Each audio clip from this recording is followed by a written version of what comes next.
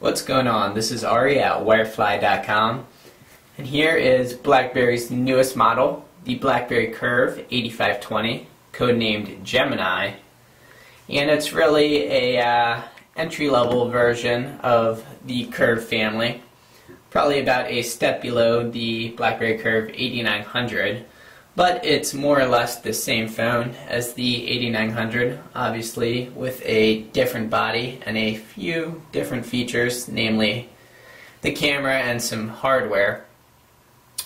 But you can see it comes in two colors. You have the standard black color, and then what I will call a baby blue color.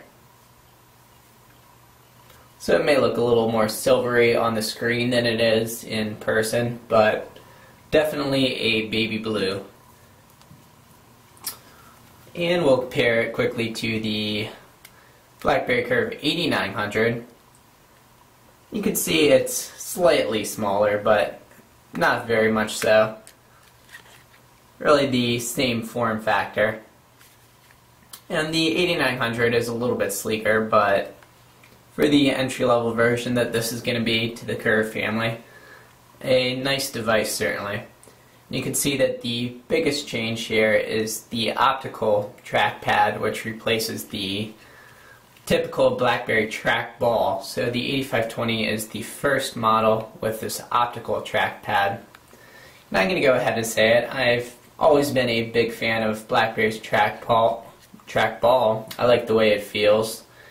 But the optical trackball also works very nicely.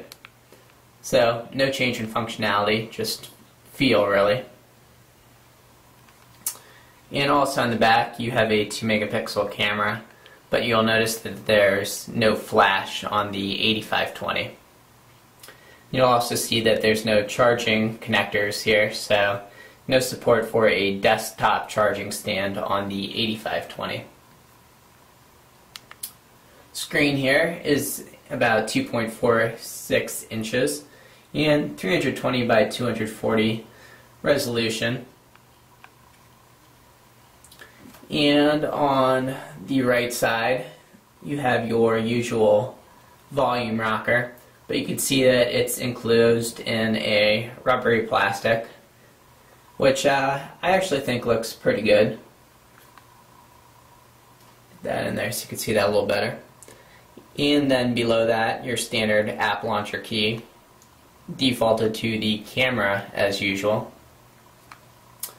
And on the left, a 3.5 millimeter headphone jack. BlackBerry's been really good about including those.